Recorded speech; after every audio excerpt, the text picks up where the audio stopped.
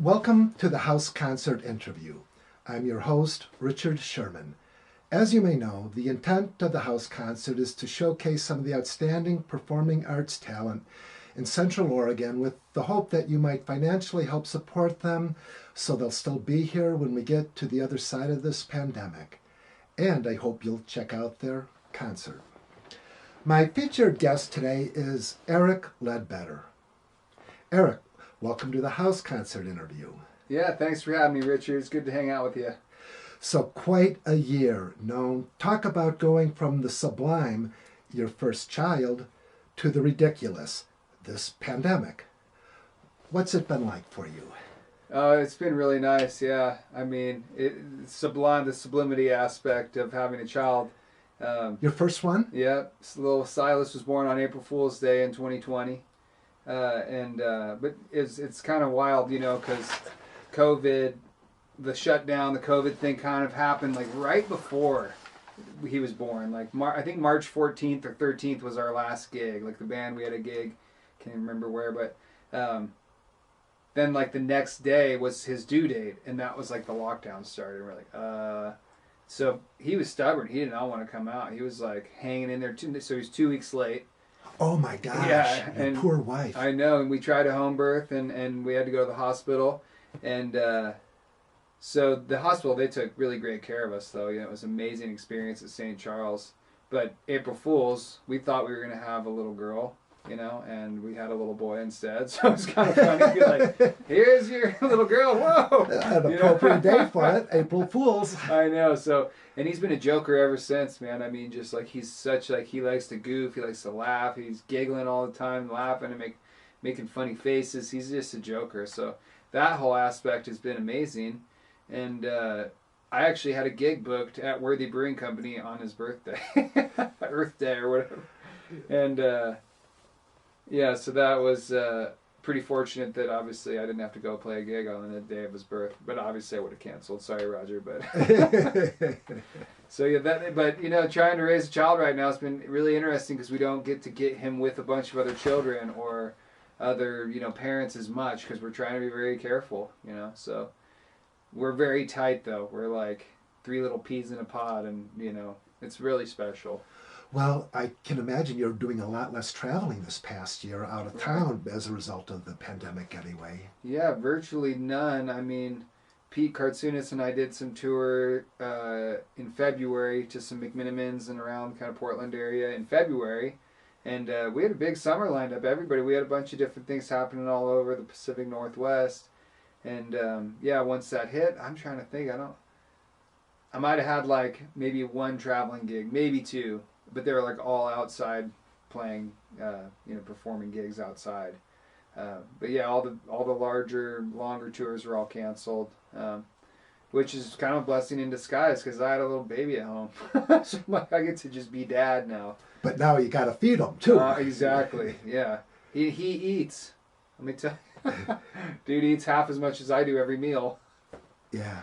So. But I imagine that it's been a financial hit for you, though, without the gigs of this past year. It has. Luckily we've been blessed, with some grant money from other artist relief programs, which has been very amazing and just help keep food on the table. And, paying rent, really. I mean, it's been some of those like artists grants and funds have really paved the way for success for me and my family throughout this. So I'm really grateful for those. Cool. Yeah. Very cool. Tell us a little bit what was your route to Bend? How'd you get here? Oh man, long story or short story? I'll let you be the judge. I can always edit it, but mid-size. I think the most obvious connection is, I was born in Montana. Bam. Okay, now let's fast forward to 24, actually about 22, 23 years old, okay? I bought a school bus in Colorado, and I bought it from a band named Tarka, David Tiller. Some of you guys might have heard of him and them. They're great musicians. And bought the bus with big dreams to, travel the world and tour around. And so my buddy, my bass player friend, and I lived on the bus and toured around for several months and just kind of lived a simple life and ended up kind of just running out of money and resources in Ashland, Oregon. And so we ended up settling there for a while. and kind of reignited our band that we had started in Colorado, Jive Cooley, with some awesome musicians. And then the band just kept touring to Bend in the school bus, right? You know, and eventually I was like, man, I love it up here. I want to move to Bend. The people here are so cool, so supportive of the arts. Like, the people that are coming to shows are religious about it. They show up, they buy shirts, they hang out. They're really a joy. Like, some of the best fans in the world, as far as I'm concerned. That's why I came here, was because of the attitude of the music listeners, really. Just such like a refreshing feeling coming here. And but key point to the story, I guess, is the bus originated in Bend itself, right? The band Tarka started here in Bend, the Musement, you know. So then they moved to Colorado, and then I ended up moving to Bend in the bus, you know, 10 years later, or however long, 12 years later. The return of the bus. Exactly. It had to come home, and then it died, and wouldn't start up again. But this is the good news, is it hadn't run for a year and a half, and I've been plugging away at this damn thing. I replaced the injection pump, I replaced the injectors, I replaced the fuel line all by myself in the front yard of our house, and got it started a couple days ago, and it's running again. So it's like, who knows what's going to happen now? This is a good sign. When the bus is running, things happen, so I'm excited. So today you were going to have a gig. Are things starting to open up a little bit, or not really? They are a little bit. Like, the reason why today's gig got canceled is because the forecast is 19 degrees. In the winter in Bend, maybe some snow, maybe some wind. It's pretty hard on the hands to. Makes you play a little slower though, which isn't the worst thing in the world. But you know, it's a little too cold, so we decided to cancel tonight. Tomorrow I'll be at the Star Bar though in Worthy. That's been a really amazing opportunity that you know, the guys at Worthy have given me to kind of be a resident musician there through the month of February, and twice a week, every week I have a different guest. You know, so that's been amazing. But besides that, there's not a whole lot. I know restaurants just opened up again, though, like today, that they can have 25% capacity, but that's a lot of strain to put on a restaurant to then go hire talent to play to 25% capacity when they're just struggling too. Like, the restaurants are getting hit hard too. So, you know, I'm not really expecting a whole lot right now as far as gigs. I'm just trying to stay positive and, you know, keep all options open. How have you been spending your time? I've been teaching a lot of private guitar lessons, which has been really nice, because having a baby, it's like I can't really just be jamming all day. Like, yeah, we play together every day. We play. It's so nice. I'll hold the guitar, he'll come up and, like, you know, paw over it and like to play with it. So that's really fun, but I can't really play, you know, really. And because when he's napping, I have to kind of keep it down too. But going to lessons is like my release of like, oh, I just want to talk about music. I just want to play music with you so bad. So it's like been a joy to be able, and because other people that I'm teaching, I go in person to their house, right? They're jonesing for that human connection and that musical connection, and that's why they called me, like, hey, I want to get better at this instrument. And so that's been a huge blessing for me throughout all of this too. Is it's a silver lining as well. Is like, people have been stuck in their homes, you know, but you're not going to just watch TV all day. You want to do something productive, you know, so why not try something new, right? So, have you been doing much recording? I actually just released Middle Ground. I know I gave you a copy of that one, but that was released mid-pandemic. Since then, I've been recording all those Star Bar sessions at Worthy, which has been nice, and then obviously doing the house concerts has been a real joy too, just getting some music in my life and getting introduced to new people like John Batdorf. I was just blown away by him. So, but we're getting ready. Leadbetter Band's going into the studio at the end of March to record our second full-length album. So that'll be really fun. We're getting excited to work on that. How long have you been working with this band, the players in it? So Patrick Pearsall and I, our first gig together, he was kind of like a sit-in bass player at the Church of Neil. I don't know, have you ever been to those? No. Oh, they're awesome. It was like a Neil Young tribute night. Andy Factow puts that on. But Patrick Pearsall, the bass player, you guys I'm sure all know Patrick. He's the man.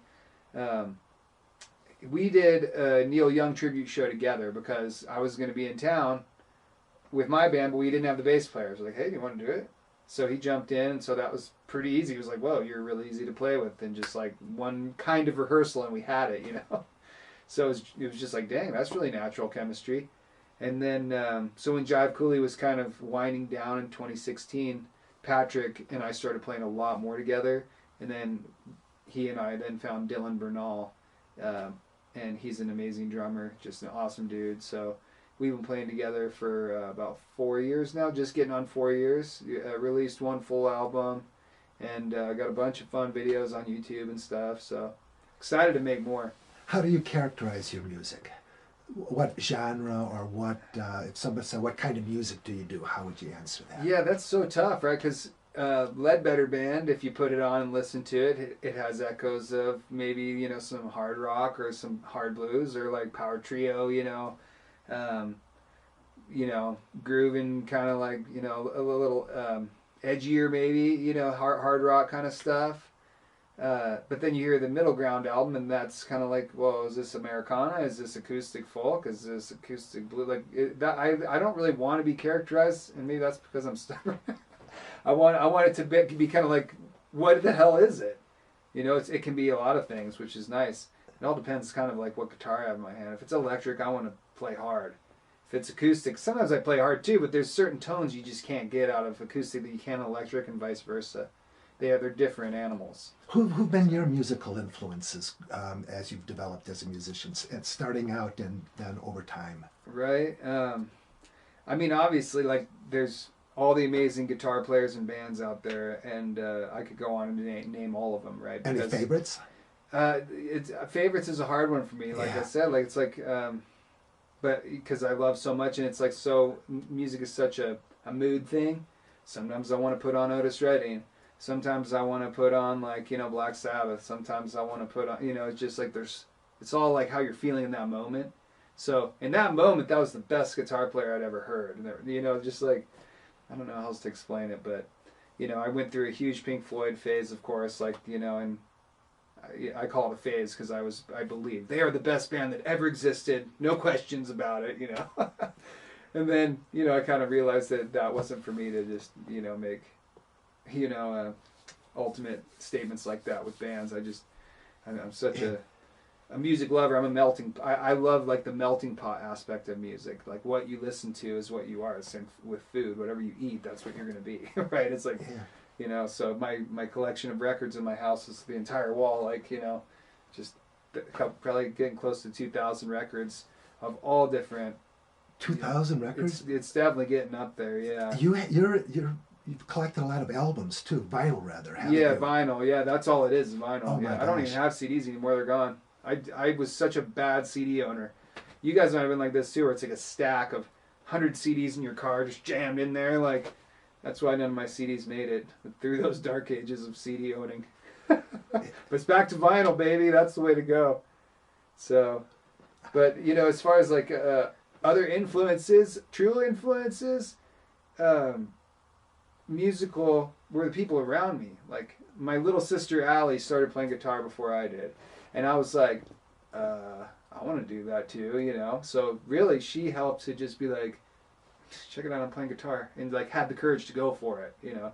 And then I had an awesome, and the talent. Yeah, and she was, you know, middle school. She must have been 12 or 13. She was a kid, you know, and she just went for it and picked it up really quick. Then I had other friends too that were like these, like, child prodigies, you know, Adam Smith and Ivar Rodriguez, like these just guys I grew up around that just could play amazing. So really, those were my true inspiration, because I was like, whoa, like, you guys got good really quick in life, and it was super inspiring. So I just like really dug in and wanted to feel how that felt. What age were you when you had your first band or a member of it?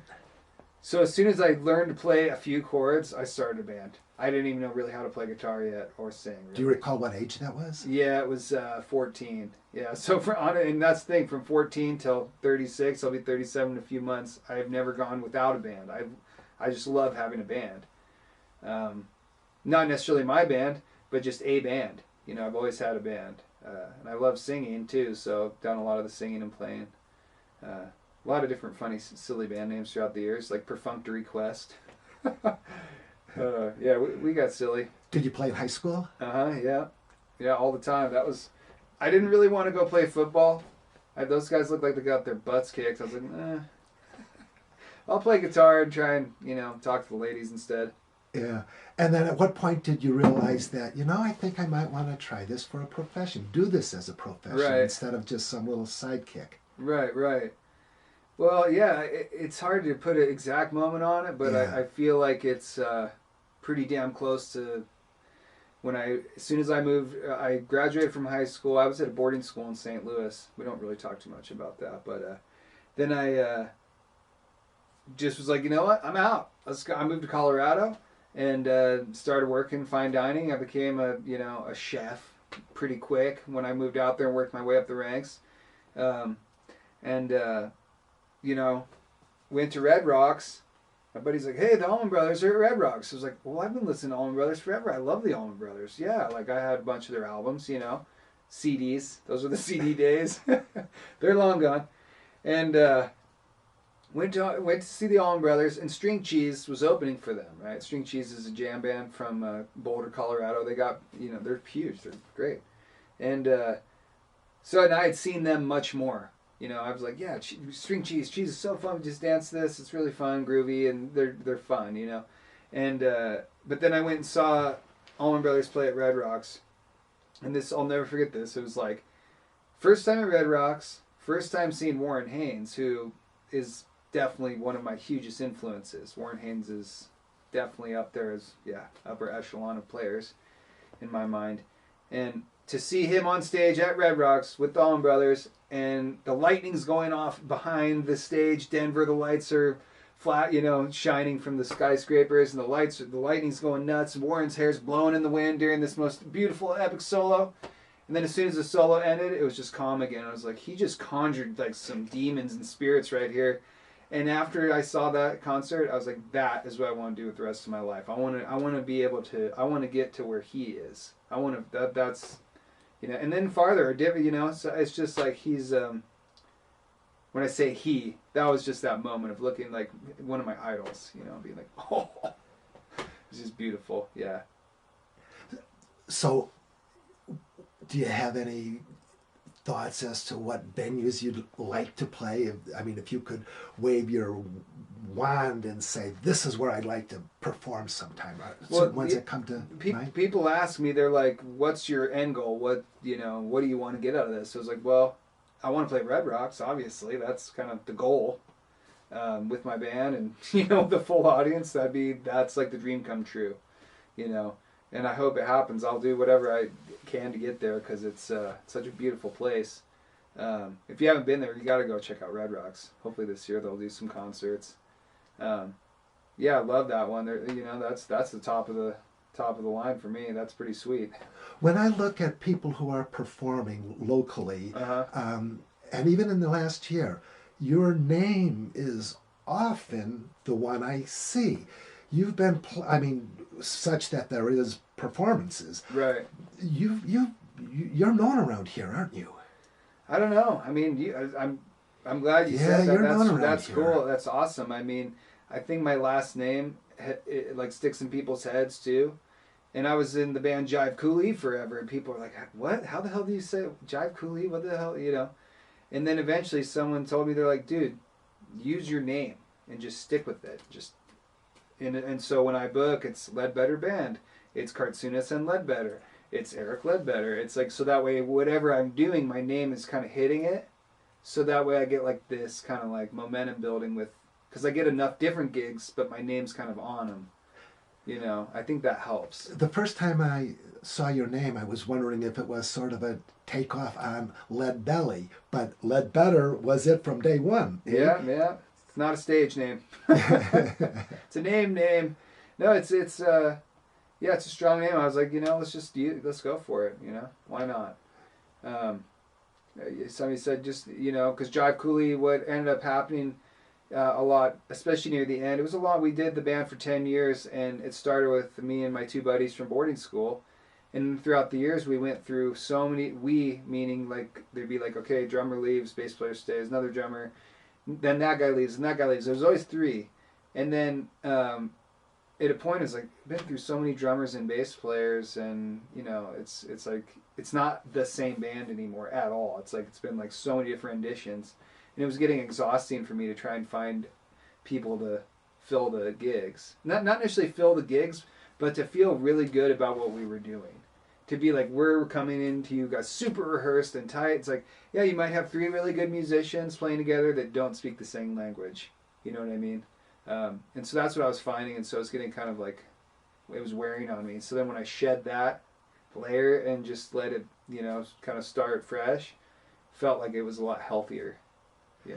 You mentioned that you've been doing some work over the last month with Worthy. They've been great supporters of the music scene, have they not? You would know better than I. Tell me a little bit about how they've been supporting the musicians. Yeah. So Roger Worthington and Mark Ransom at the beginning of the pandemic, along with Ian Egan, he's a great friend of mine. He actually used to manage Jive Cooley. You watching from Hawaii? He would put these live stream shows together. I don't know if you guys saw any of those, but live stream shows where then Worthy would, kind of sponsor it and then generate it and share it on their page, and then people would tip and stuff, and then the proceeds would go to the musicians. So they did a bunch of these live streams right off the bat just to get, to just keep the music going, which is like, super grateful that these guys, had the vision. And so then Mark and Roger kind of came up with the Roots Relief Fund, so they kind of teamed up with Roots Music Festival, which is Mark Ransom's baby. It's been an honor to be part of that throughout the years. And then so what they did was, I think it was like maybe $1. It was like $5 a 6-pack or something like that. That if you bought it at Tapas and Tacos downtown, the Taps and Tacos, that $5 from each 6-pack sale would go into this fund. And then so after they sold a whole bunch of them, they went out to the musicians who are working musicians in this area and, gave me a check. It was like, here you go. Thanks for your hard work. Hope this helps get you through not having much work. And it was like a godsend. And then honestly, having those live streams, I'm like, I can't even say how grateful and thankful I am for all the support that I got through that. It was like such a fun thing to do every other week or something like that, just to check in with people and be like, hey, I'm here. I know you're there. I love you guys. I miss you guys. Let's like have some kind of connection instead of just, because people were getting kind of lonely and itchy, I think. So Worthy was definitely spearheading a lot of that with Ian Egan was doing all this live streaming organizing. And then once summer came around, they opened up the stage and did like, the state guidelines for seating out there and tried to make everyone comfortable and like, feeling safe. And then they would live stream those shows onto the internet while also having the option to go to see it in person. So the live streaming thing just took off this year, obviously. But they had music, Worthy has music pretty much every Saturday and Wednesday. That's a lot of, for this area, a venue to have music that often is really cool. Are there other breweries that are having outdoor concerts? Right now, I know Silver Moon's doing a little bit, and I think a lot of people are going to start to kick it up a notch since they can have indoor seating if they already have outdoor, right? Like Silver Moon's a great place for that because then they can get more people inside, but still let people go outside to listen to music or however that works. I know Rivers Place does it weather depending, and The Bite does it too if it's a nice day. I know Bill's playing out there a little bit. But it's been mostly like, hey, if it's sunny, do you want to come play? Hasn't been like anything consistent. So in other years, would you be outdoors like you are now, or when the pandemic wasn't there, would you be inside doing the shows? Be inside, yeah, definitely. But it also like weeds people out too really quick because it's like not a whole lot of people want to play in 32-degree weather. Like that's partially why the gig tonight got canceled. It's because it's going to be in the mid-teens. That's pretty chilly. And like it might have a heater, but it's not the same as being in 60 degrees, indoors or whatever 70s. It's a different world. So, what is the music scene like around here? I mean, are there a number of musicians? I'm fairly new to the community, so I just don't know.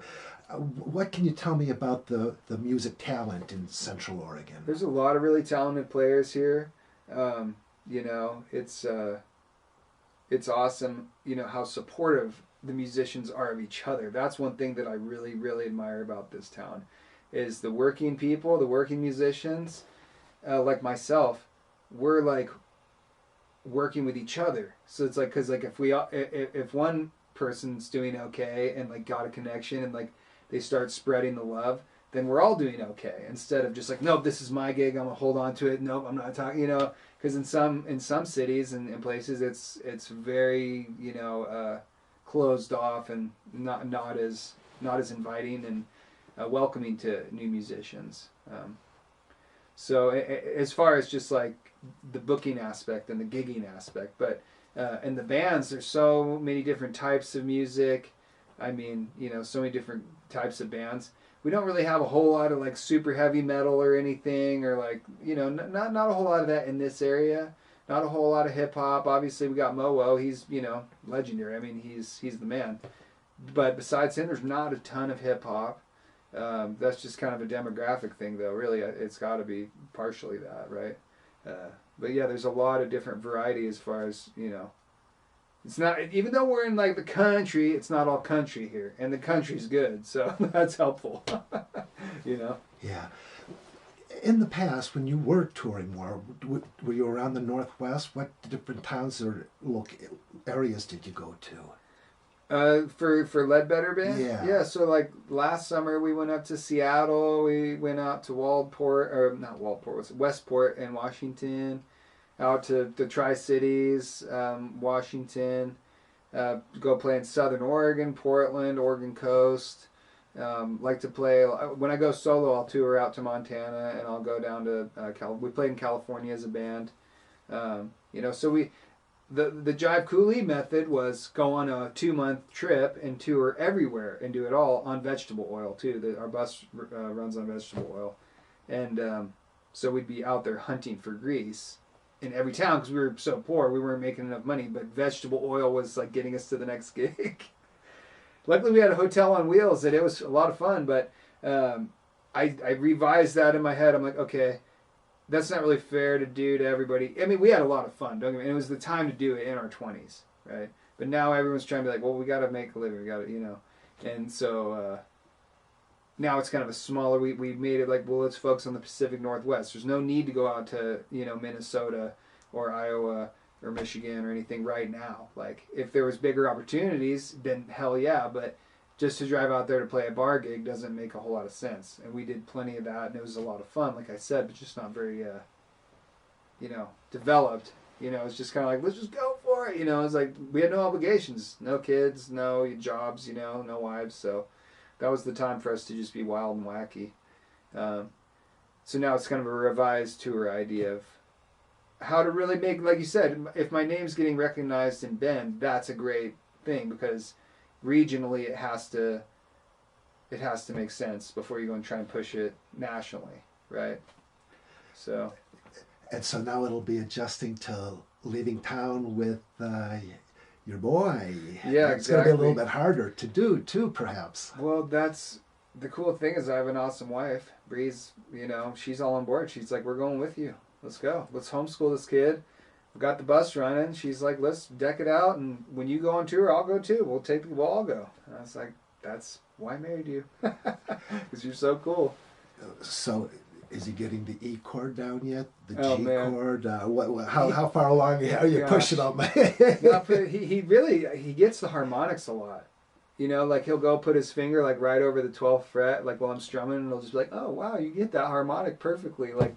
He likes putting his finger on the strings and just feeling them, It's really cool. Now the big question, how's he sleeping? A lot better now. When we were at your place on the coast, not good. He was, for his like 3.5 weeks, he's just been teething, crying, oh man. Yeah, about cutting a tooth. The blues. I know. He's a lot better now though. Yeah, he's sleeping. I mean, today woke up 7:45. We're like, what? Awesome.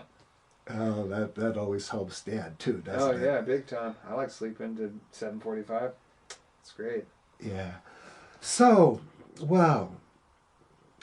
What should I be asking about that I haven't asked that you'd like the listeners, the viewers to know about? Anything? Yeah, maybe the album. Please. I mean, do you have any questions about the album or any songs in particular that you're like, yo, what's this song about, or what did you like? Nothing specific, but why don't you talk a little bit about that? All right. The album? Yeah, so Middle Ground, I recorded all the tracks at my house in my home studio. Percussion, mandolin, guitar, bass, vocals, backup vocals, everything through my home studio. And the fun thing was with this album is that it was a collaboration in a way. It's still my solo project, but I was like, I want to have some guests on this. So I had Mark Johnson from Jacksonville, Oregon, play some keyboards on a track. My friend Mark Hatcher, he's in the band Slade and the Hatchet here in Bend. He played guitar on a song called Talk Like a Wolf. I think he did a great job. And then a good friend of mine, Gary Robertson from Port Orford, recorded his upright bass on about 5 of the tracks. So that was really fun just to have some other voices on the album besides mine. You know what I mean? It gave it some like somebody else's kind of energy and take on it. But it was nice to make a stripped down album more, for people that see me play a lot solo. If you were to take the Leadbetter Band CD home and put it on, you'd be like, this sounds nothing like what I just heard, because it'd be like, rock and roll, let's go, and this is more like acoustic guitar and, kind of my mellow Leadbetter is what I'd kind of say. This is more like mellow Lead. It's just chill, a little more chill, And so I was getting requests from people like, you got to give us an album that's this acoustic vibe. And I'm like, cool, I'm on it, I'll do one. And so luckily I got all of my stuff done before the pandemic hit and shutdowns hit, and I was like, I finished mixing it and stuff within that, but all my tracking was done. Thank God before Silas was born. Otherwise, I don't know if it would have gotten done in time. It might have taken a lot longer. So then I sent it off to my guys. They gave me their stuff back, and really, really happy with how it turned out. It makes me happy. It's one of those albums when I think you put it on it and it just makes you feel something. It's not like, it's a mood enhancing music to me, right? And that's kind of what I was going for. And I'm really excited because I got to release my first vinyl. I got it pressed, and that came out earlier this year. So it's on vinyl, which is great. It can go in the collection. Where can people buy it, or how do they go about buying an album? So if anybody wants the album, they can go to my Facebook page. I have a shop on Facebook, or you could go to my website and find it there. Or you can just, shoot me an email, give me a call, whatever. I'll ship it out to you. And what's the name of your website? EricLeadbettermusic.com. Yeah. So, and the guy that built my website's the man. Thanks, Pat. Appreciate it. Any thoughts about the next album, or does that just come down the road, whatever? Oh, we got the studio time booked. We got the songs picked out. Right. Yeah, we're doing the Leadbetter Band too. And it's kind of, we got some really fun songs. It's going to sound nothing like the first one. They're all, it's just such a different vibe, which is fun. I think it's nice to have some contrast, because the guys I play with, they have so many levels to their artistry. And it's nice to see all the sides of those, right? But it's kind of exciting right now. I'm working with some friends down in Southern Oregon, a little family. They do a screen printing business, and Stephanie Langhorn and Matt Langhorn, they own PETA Studio, and she's just a great artist. She's working on a series for us right now of a bunch of kind of like vintage throwback, kind of like Godzilla character movie kind of, guys, but like mixing that into our logo a little bit, so that'll be kind of fun. And I got an artist in Troutdale too working with us, Victor. He's my father-in-law, so thanks for helping me out. I owe you one. So yeah, I've got some cool art coming with the music, which is always fun. Yeah, and that's nice. what with the album cover, to be able to put that out in that way too. Right. And then it's so nice because it's all about supporting local. It's like, I'm a local musician. I consider myself grassroots. You know what I mean? I'm self-managed, right? I do all my own booking. I do all of it, right? And so when I do all that, I can be like, well, who do I want to hire to do these things?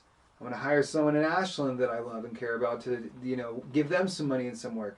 And then hire this person to do some of this work. And how, so it's like that way it's keeping it local. And like, if one person does well, the other people around them should do well too. Right? That's at least my theory in life. And you're sticking to it. It hasn't served me wrong yet, because the connections, and they last. Those relationships last. And it's just like with Stephanie and Matt, they've been doing merchandise and art design with me since, Jive Cooley, like the last 10 years they've been helping me with merchandise. So it's like those relationships are everything to me. So cool. Yeah. Well, Eric, thank you very much for your time. Yeah, thanks for having me.